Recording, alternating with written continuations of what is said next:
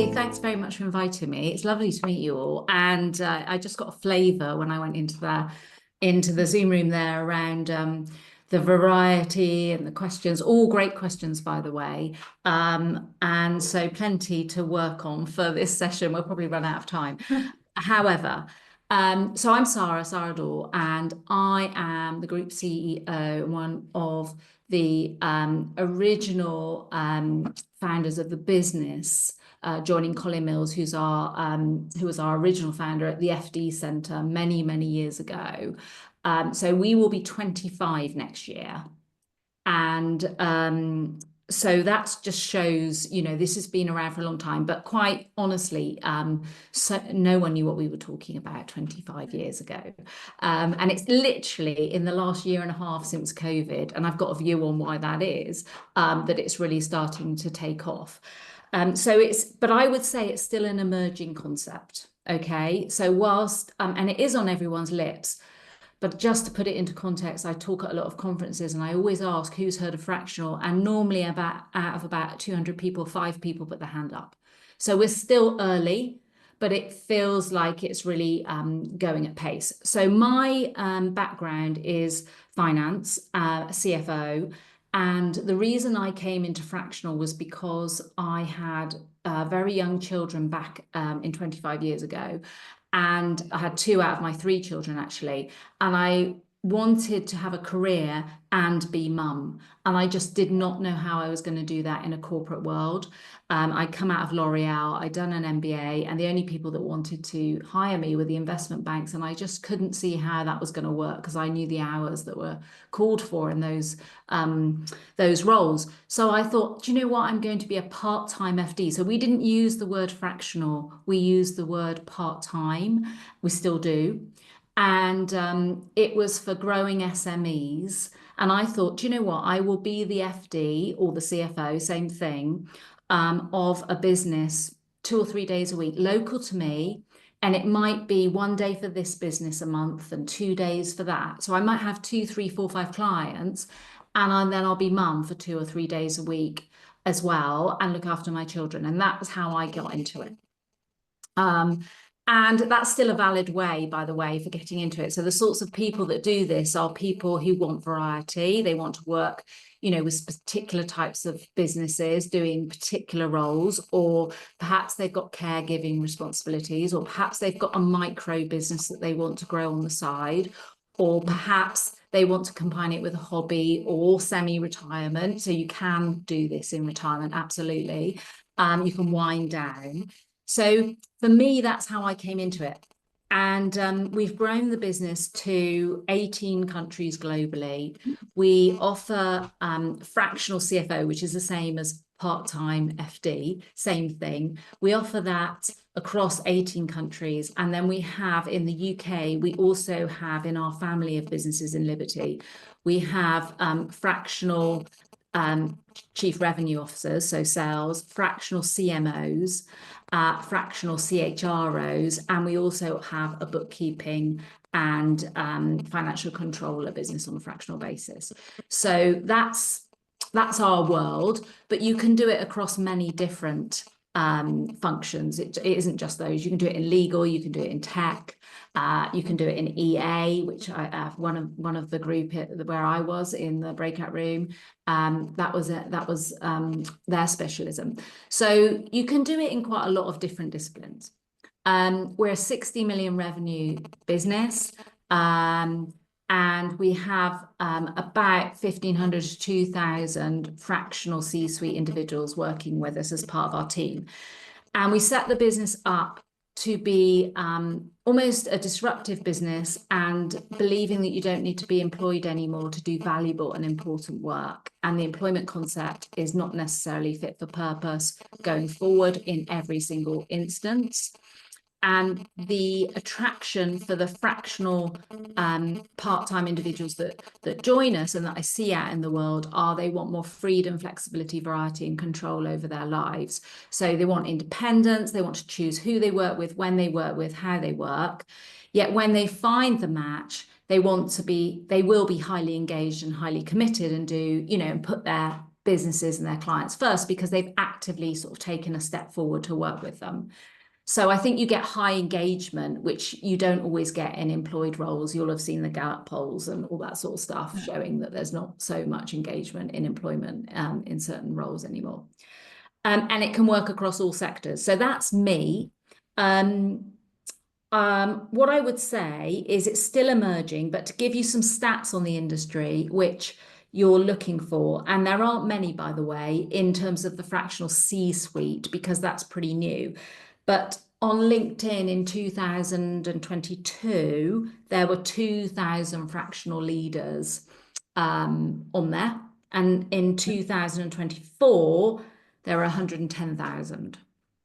So the uplift has come since COVID. And I think that's one of the reasons we're seeing fractional explode, is because in COVID, I think it gave us the opportunity to rethink our careers, think what really mattered to us and search for more meaning and purpose in our lives and think of doing things differently. And that combined, I think, with some global challenges, which we're just seeing more and more of now, you know, war, political instability, global economic change, demographics, climate change. I mean, you name it, we've got everything going on, haven't we? Sort of a perma crisis. I think businesses need to be more agile, and they're searching out more agile talent strategies. And I think fractional plays into that quite nicely, as well as the you know, the technological change. We're seeing jobs unbundling and being done by humans and machines. And I think fractionalization plays quite nicely into that. Yeah, it very much mirrors what we're seeing as well in the in the freelance market. So in 2022, 28% of the US workforce were freelancers. By 2024, it was 38%. Yes. By the time we get to 2030, it's going to be more than 50%. Yes. So very much that kind of movement away from the full-time jobs and towards the fractional agile workforces. And you're right, you know, looking at the latest employment stats, the impact of the rising national insurance does certainly appear to be taking its toll on employers wanting to employ people full-time. So that stat actually about the number of uplift in the fractional workers, I'm surprised and actually a little bit shocked at that. But well done. I mean, look, you talk about the first mover and being well positioned and being there kind of ahead of the market, ready to, you were predicting this for some time. If we kind of go, you've already sort of started to kind of layer in and think about this sort of first question about the future of work and how it's evolving. Is there anything else? I mean, if you were to sort of predict the growth of fractional, does this feel like a good area for people to be investing their time investigating? Yes, absolutely. I mean, I absolutely think the agile and diversity in the workforce is the way that businesses will retain some competitive edge. And I think that hyper-personalization is a way that's going to take off in terms of organizations needing such the ability to, you know, be hyper-personalized in their offerings, and that's going to require a supply chain that sits with that. The other stats that you need to, or the other trends that you need to be aware of, is that often you see things moving from corporate down into the SME world. And Linda Grattan, who's a professor of organizational behavior at London Business School, I'm sure you know of her or know her, Lucy. She actually taught me on my MBA. She's a guru in this space. And she wrote a really nice paper last year around the fact that corporates are suddenly realizing that they need to engage with freelancers, because actually the freelancers or the fractional individuals, and we'll talk about the difference between freelance and fractional in a minute, and the terminology, but just say freelancers, fractional, include them together for now. Those individuals who are deciding they want a different way of living and working, and essentially being in the tech space, they're being digital nomads and sitting on the beach somewhere. They've decided that they don't want to be employed anymore. So for the first time ever, the corporates cannot buy these individuals, which they've never not been able to do before. And these are the individuals that have got the cutting edge skills that the corporates want and need, because they're freelance, they're seeing all the trends much earlier and getting the skill sets to face them off and deal with them much more easily and through their wide networks, much in a quicker and better way than you are in corporate. So the corporates really need these people, but they can't buy them anymore. So they're having to engage with them. So suddenly corporates are having to engage with employees, their core, fractional leaders, freelancers, who are doing projects, and gig workers. So suddenly, I think the challenge on organizations is how to hold that different workforce together as one workforce and one culture and treat them as one. And I think that's not sorted out yet. I think that's the challenge that's coming. But I think the businesses that do that well will have will be best equipped to deal with what's coming down the line for us. Yeah, that sounds like a really good positioning for anyone who's kind of in workforce planning, strategy, HR, any of those kind of talent management, recruitment spaces to be aware of these sorts of things going forward. Your brand, you were saying, you've given us an overview of the different sectors that your company recruits for. Where would you say, is fractional busiest and most popular in the finance space? Is it the marketing space? You mentioned all these different sectors like tech, legal. Is there one in particular that sort of tends to dominate the market on this at all? What's that sort of landscape look like? Yeah, so finance is the most popular. Okay. But from a buying side in the SME space for sure. So we focus on all sizes of organizations now, but we started off very much for SME. So our approach was the sell to the SME was you can't afford full-time, you don't want full-time, and actually you don't need full-time. And actually full-time people won't want to come and work for you because they'll be twiddling their thumbs for half the week. So you just need a slice, and that's what we do. And then our people would have 5-6 clients, and just, and this is how we described part-time was a day a week here, 2 days a week there. And so each person would have their portfolio. Finance is definitely, and I've seen some stats on this from an organization over in Asia Pac that are trying to build the market intelligence for the world, for that part of the world around this new market. And there isn't much stats on this, but I've definitely seen articles where finance is the most popular, and it's because there's a cadence. It's because you have to do your numbers every month. It's got a lovely flow to it, whereas some of the other disciplines or functions, like perhaps sales or HR or legal or tech or marketing, could be a bit more project driven. Yeah. So in my world, I tend to think of part-time fractional as when a professional builds a portfolio, builds a relationship with 5 or 6 businesses, and is their fractional whatever for the ongoing future. So that could be years. We've got clients who've been part of our world for almost 20 years. They've been working with us, and we are their CFO or CMO or whatever. But what I'm also seeing out there in the world is that fractional isn't wholly defined, and some people talk about it as a bit more temporary. So you might be doing 1 day a week or 2 days a month, but that might be more of a short-term gig. It might not be years, it might be a project. So I think there's some shifting and sifting to do to get the terminology right. But I believe, it can be long-term, or perhaps if you wanted to do more short-term projects, you can do that. You can do that as well.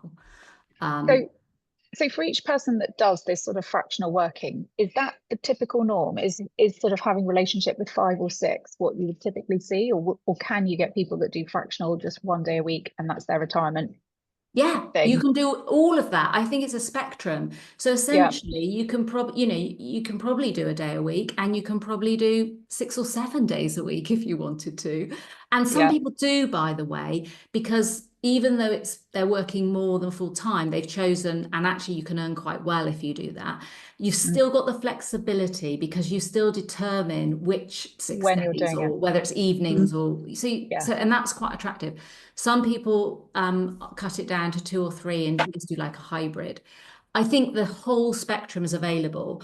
The issue, I would say, though, is if you are either doing projects or you're only doing a day a week or perhaps 2 days a month, you know, if you end with that relationship, you have to sort of kickstart your whole marketing of yourself again to then get yourself back into the game to Yeah. replenish that day or your short-term gigs.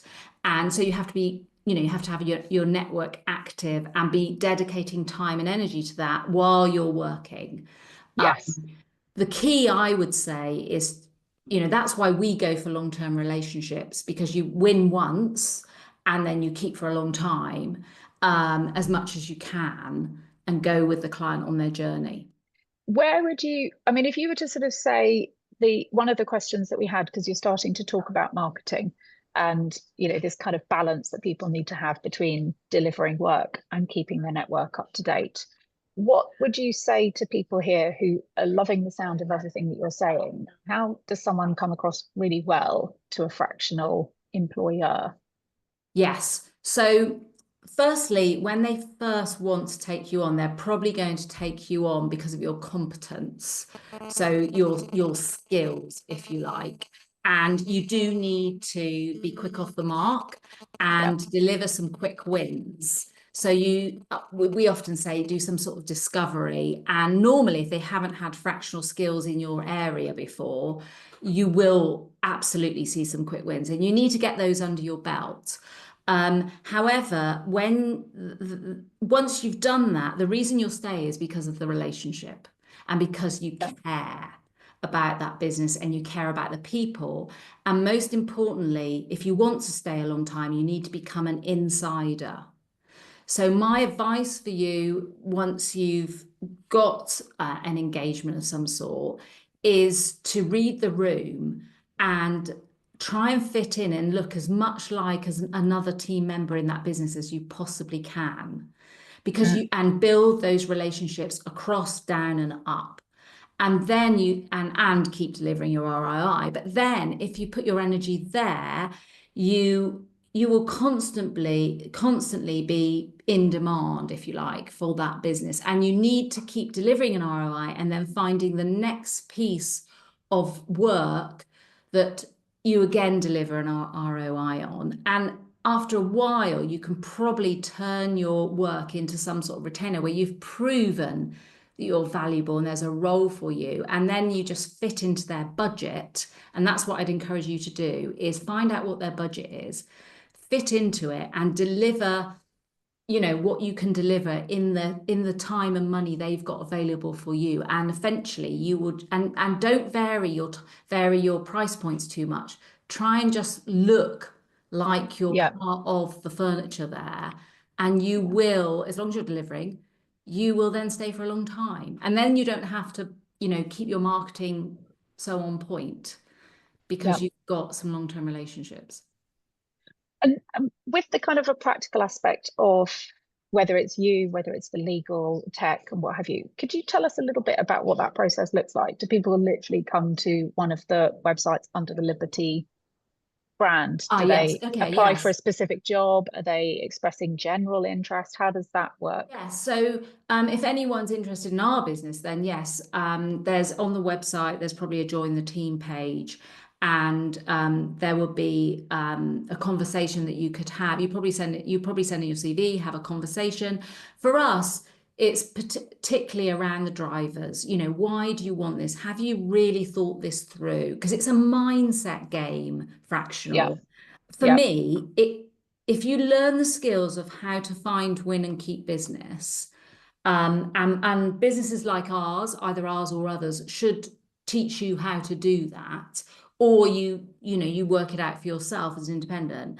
But once you've done that, you can future-proof your career if you get Absolutely. this right. So if you can find, win, and keep clients, you will always be able to do this Yeah. forever and a day. And Yes. and then you can expand and contract your portfolio to suit you in your life over time. And I think that's a really that's quite liberating.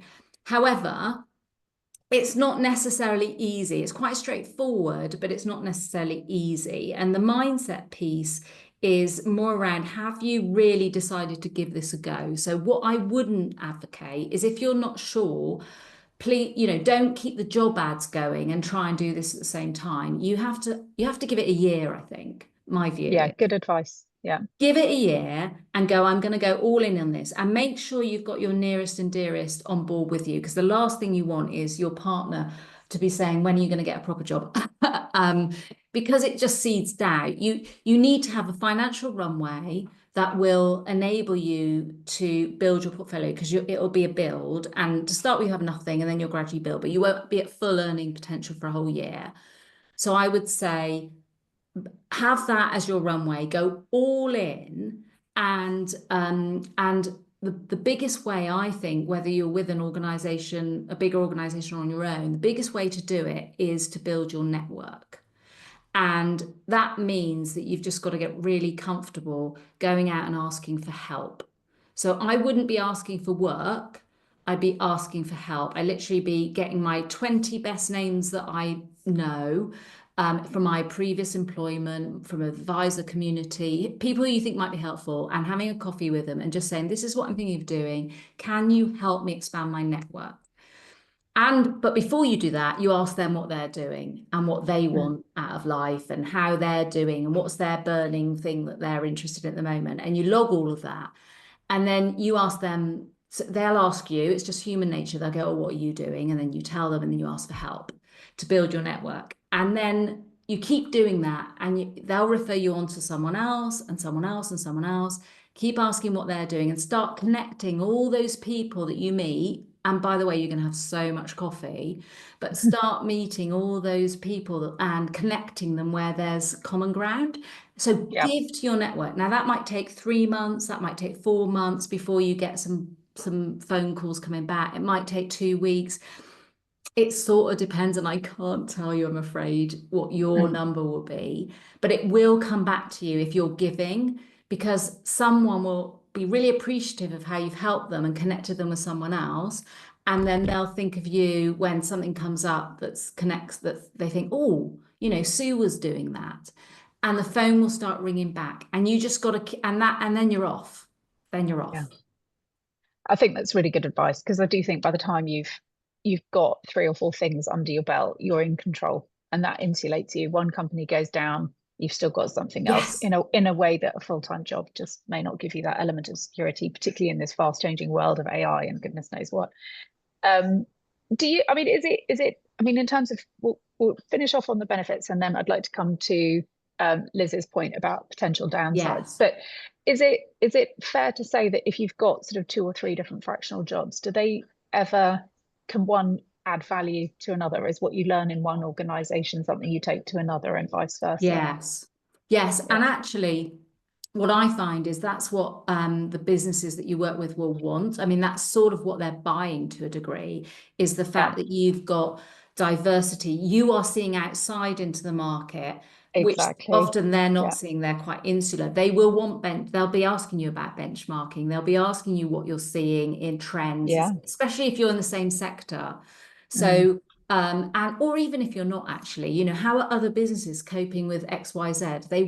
That is a real value add of being fractional, because when you Yeah. go into a business employed, you tend to go very inwards. So Mm. they will really love you for doing that, and that will be Yeah. a great value add. Yeah. And I'm sure any business will love a little element of flattery. So I've Yeah. seen I've seen lots of different organizations. I'm really keen on yours because I love the way that you're doing this, or the numbers that you have are particularly impressive. So Yes. having the kind of the lay of the land puts you in a strong position to be able to offer advice and guidance and value, I think. Um, So the other thing I think that's mm, really interesting, when you start and you want to pitch for work, yeah, so you've been introduced, you've told some people what you're trying to do, someone in your network's introduced you to someone that might be interested.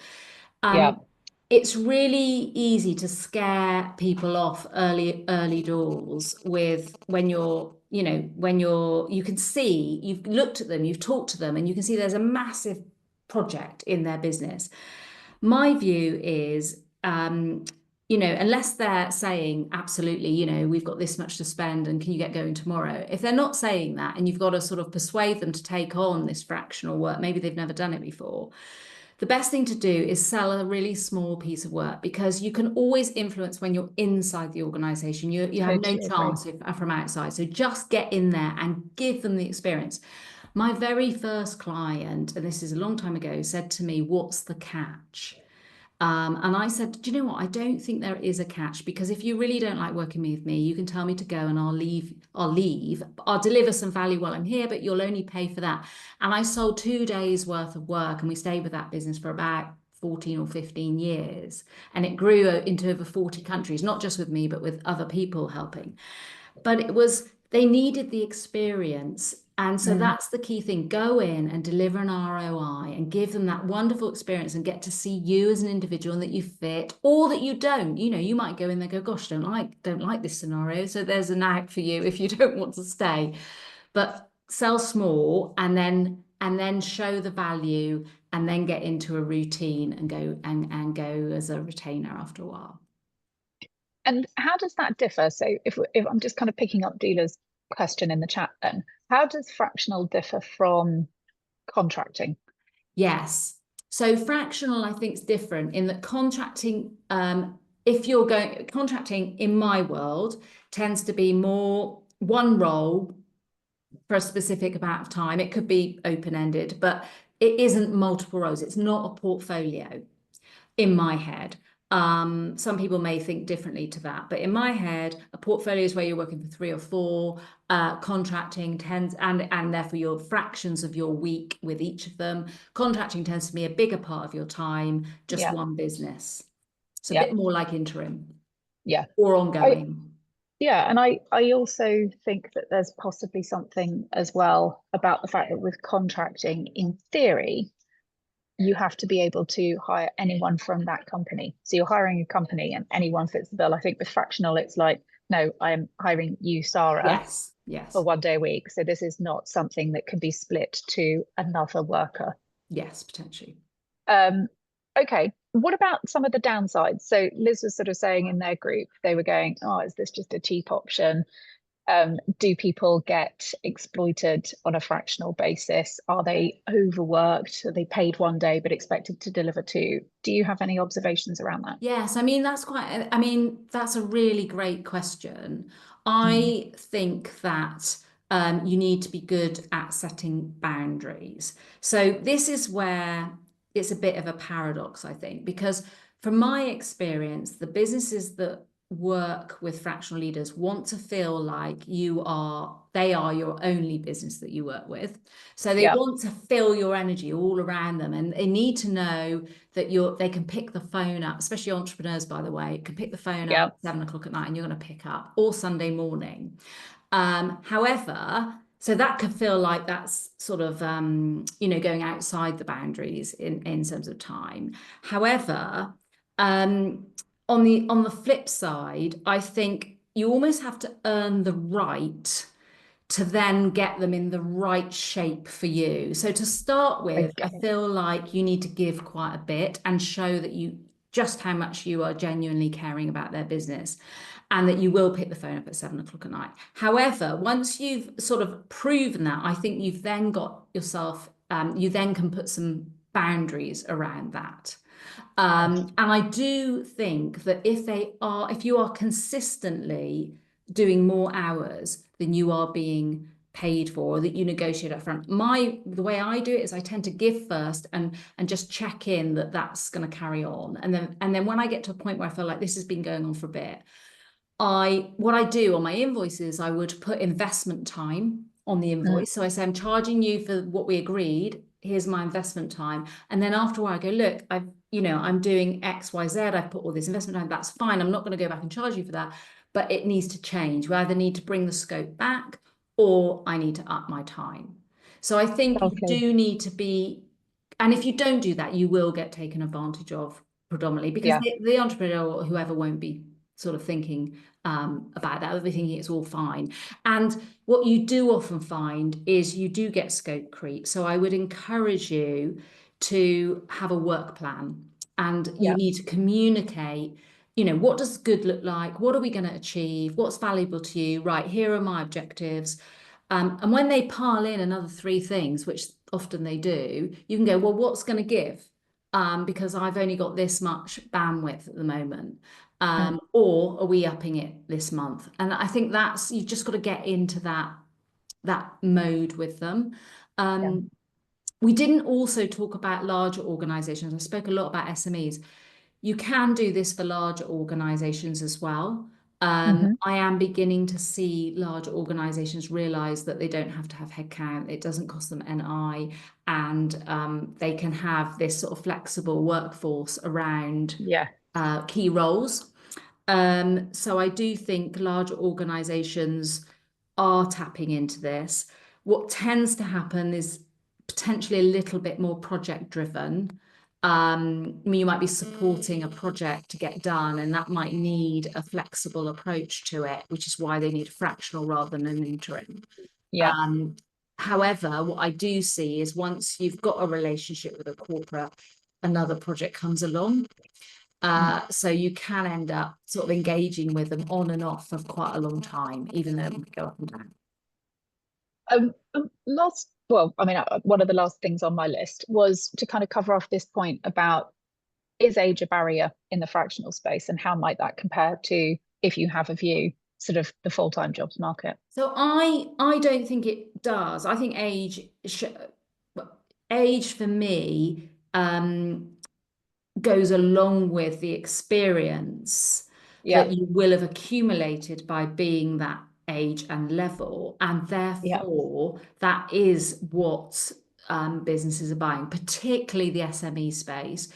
because they want to tap into this knowledge and experience that they just can't afford full time.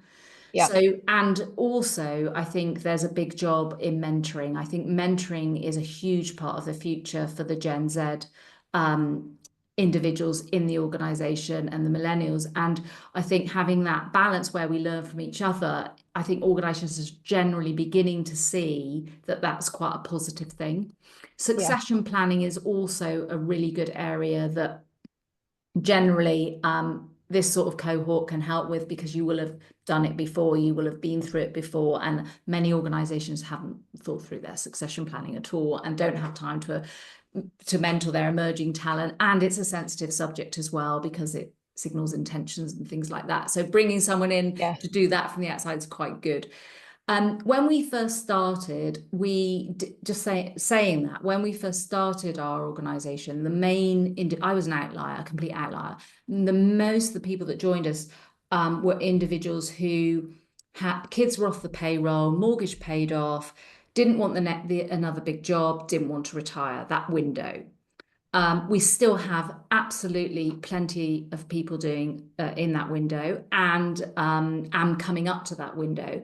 I am seeing more and more people decide at a younger age to do portfolio and fractional as an alternative to the corporate world, mainly because they want variety Yeah. and flexibility, perhaps around bringing their kids up.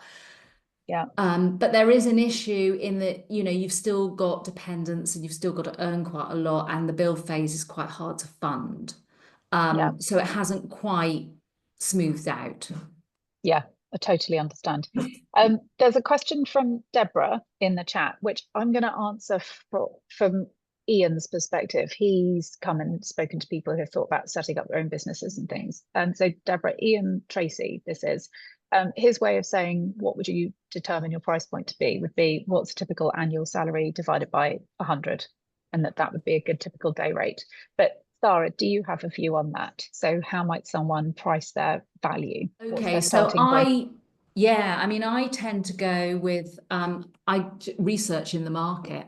So for me, Mm. I would, you know, you can generally find out by asking around, you know, what are the day Mm. rates or hourly rates, whatever it is in your world. And I would then, I would generally, you know, price the same as them, unless you've got a differentiator that you bring that only you have got. And I do think it's good to make sure that you try and bring out your differentiating competitive advantage points, because then you will stand out from the crowd. So that's why we never went in as generalists. So when we first set up the business, we actually thought businesses just need help and we'll be a generalist.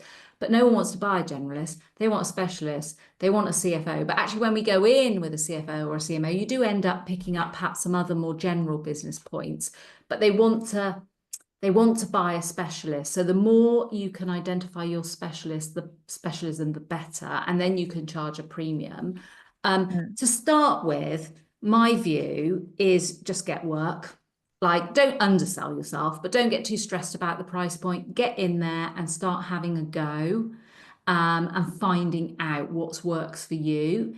Rather than they get too held up on holding out for high prices, because you might do nothing and miss the boat.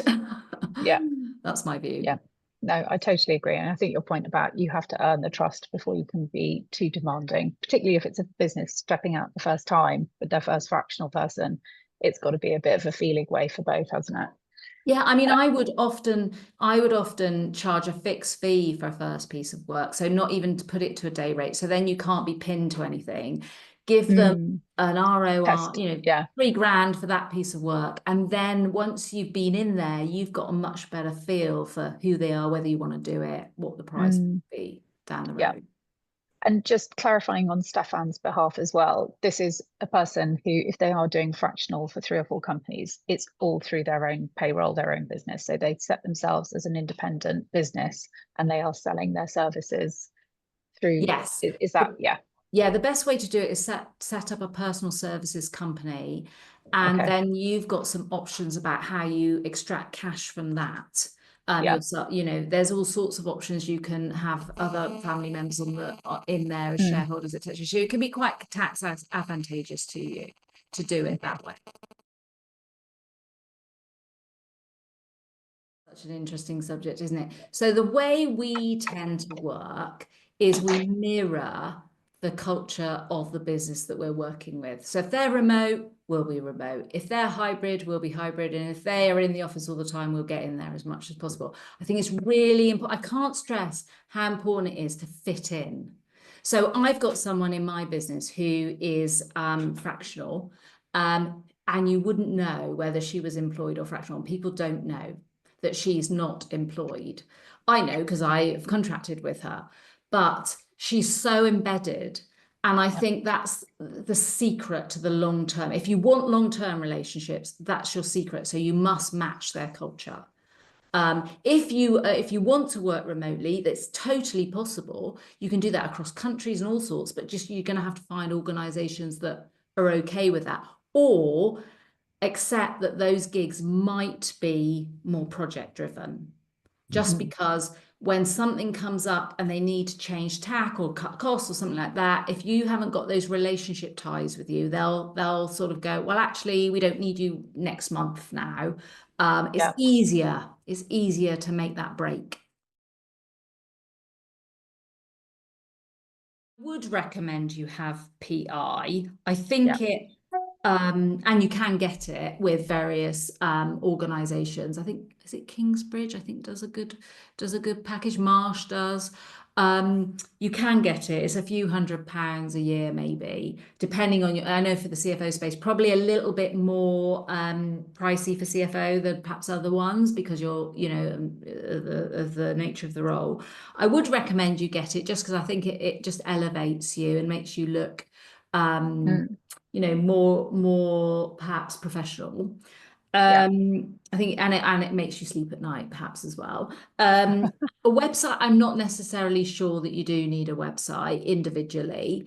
I think if you're good at working your network and keep it going, I think that's LinkedIn. I think LinkedIn is your calling card, really, rather than a website. So make sure you've got testimonials on there, and you've got good following and good communication on there, and fitting in with expenses. I think the way we've always done it is wrap it into the day rate so that it's one cost for the business owner, unless they want to send you to America for this or a specific. And I think that makes it easier for them. It's a bit annoying otherwise for them to have to do extra expenses. Yeah. So that would be the way I would go, wrap it into the day rate.